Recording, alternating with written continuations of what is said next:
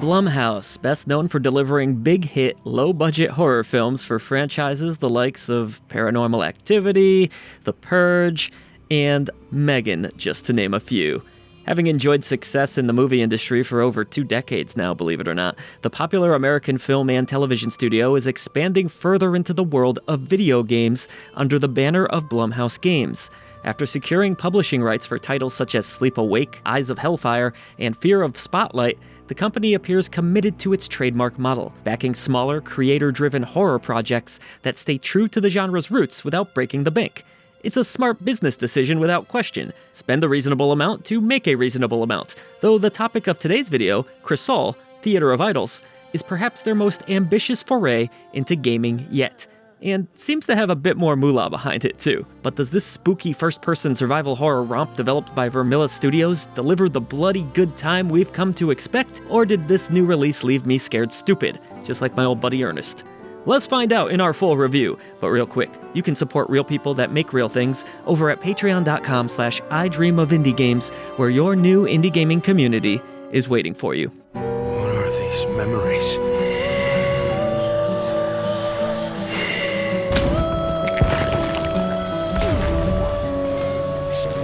Enter the world of Tormentosa, an island somewhere within a twisted, otherworldly version of Spain that has fallen under a wretched curse. Playing as Gabriel, an overly formal soldier, you'll unravel the mystery behind this curse, learn the origins of a sun god, and most importantly, answer the age-old question, how many times can I pump myself full of random blood-filled needles before something terrible happens? The answer, apparently, is at least enough to get through this 15-hour campaign. Crisol, Theater of Idols, is a first-person survival horror game made in a similar fashion to more modern Resident Evil releases, mainly 7 and 8. You'll explore this massive open island across 4 unique chapters, blasting down creepy wooden statue-like creatures, occasionally avoiding the ruthless pursuit of an evil entity known as Dolores, in what feels like a callback to Nemesis but is now commonplace in indie horror games, solving a variety of different puzzles, upgrading weapons, and even unlocking a few different skills to improve your survival odds. Oh, and you just might shit your pants once or twice along the way, so keep your dude wipes handy. Or for you ladies out there, well, I guess you won't need to worry about it since ladies don't crap. For all of its familiarity, writing Crisol Theater of Idols off as just another first-person survival horror game would be a grave mistake. Its dark island is captivating to explore, rife with bleak imagery and dripping in lore, often dribbled to players through dramatic reenactments of past events told through ghostly red figures that once inhabited this place.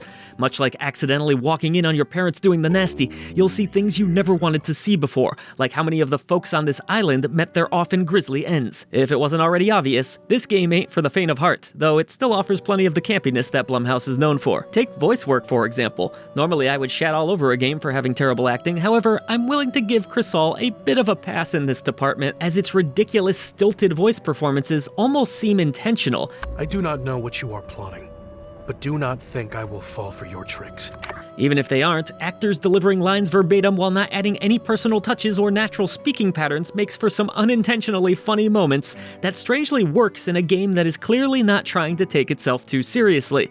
The writers aren't afraid to get weird with things here, and while some of the story moments do fall flat, mainly an eye-rolling twist towards the game's conclusion, I ultimately found myself enjoying the campiness of it all more often than not. But the biggest and best twist that this game offers is in its use of blood. What are you talking about, Joe?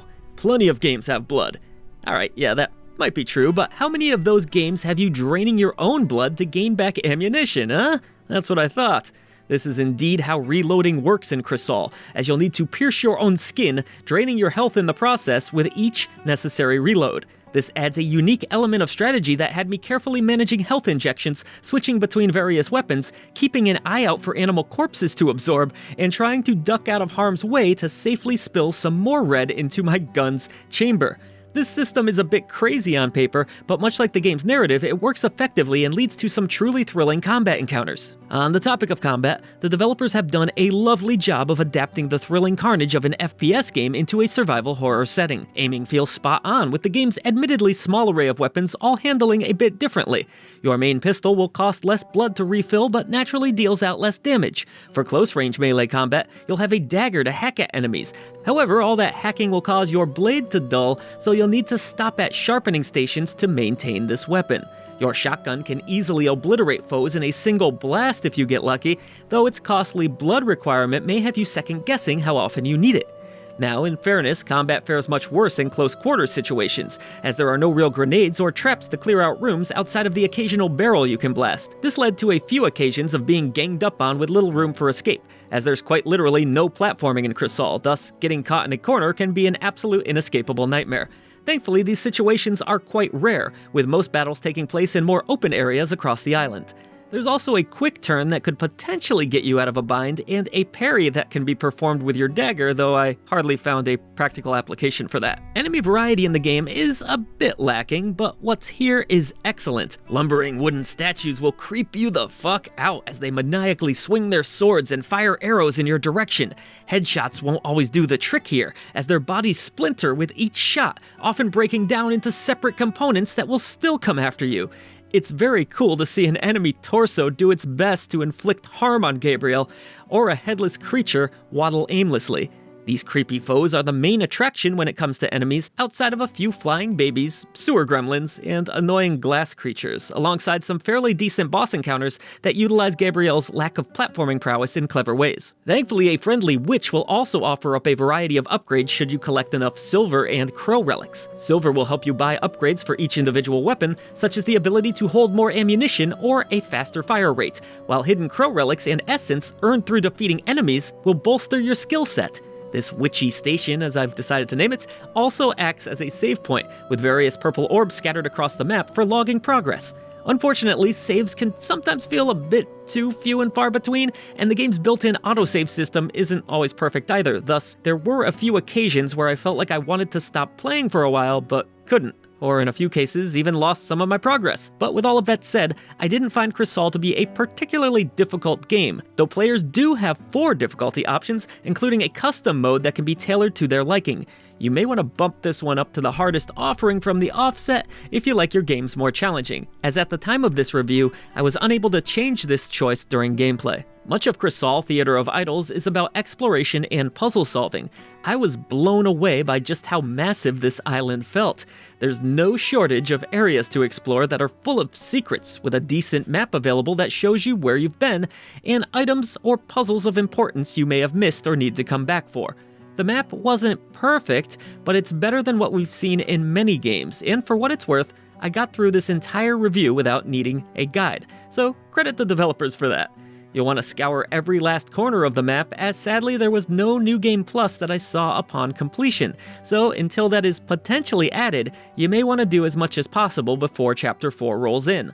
Luckily, the map also comes with a handy feature where areas that have been fully explored are marked blue, with areas that still have items of importance being labeled red. At the center of this island is your base hub area, which contains carnival games where you can win tickets for prizes, treasure chests that can be unlocked with secret brooches hidden around the game, and you can also just catch your breath between chapters.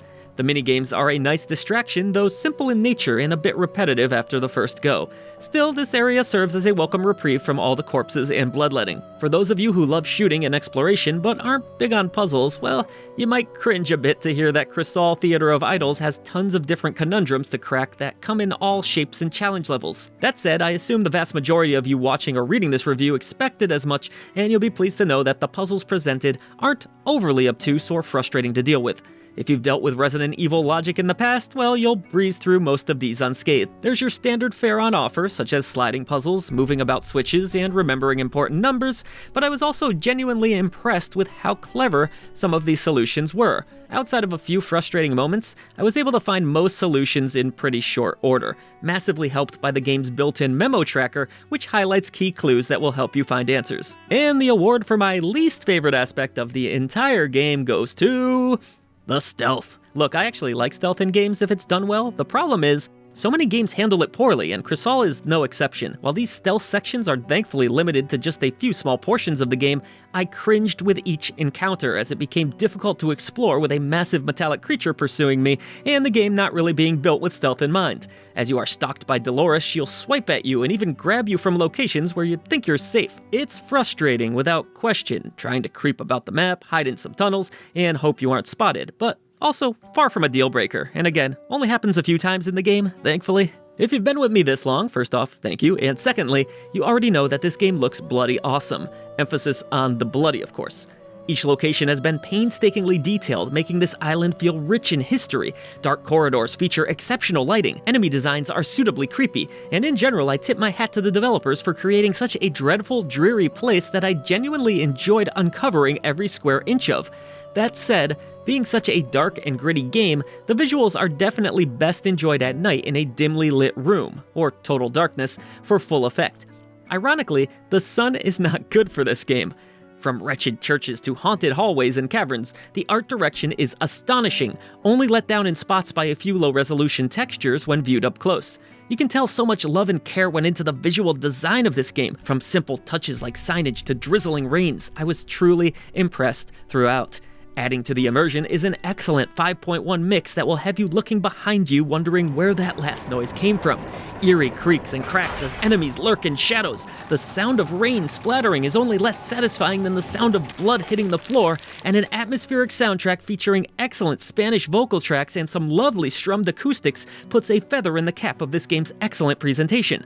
Sure, the voice acting is campy and admittedly not great, but it fits the vibe of the game well, and the whizzing of bullets during combat alongside epic explosions? Phenomenal stuff. Unfortunately, where Crisol Theater of Idols stumbles a bit is in its performance. Despite having a plethora of visual options, I struggled to get the game to maintain a steady frame rate throughout, even on my 4070 rig.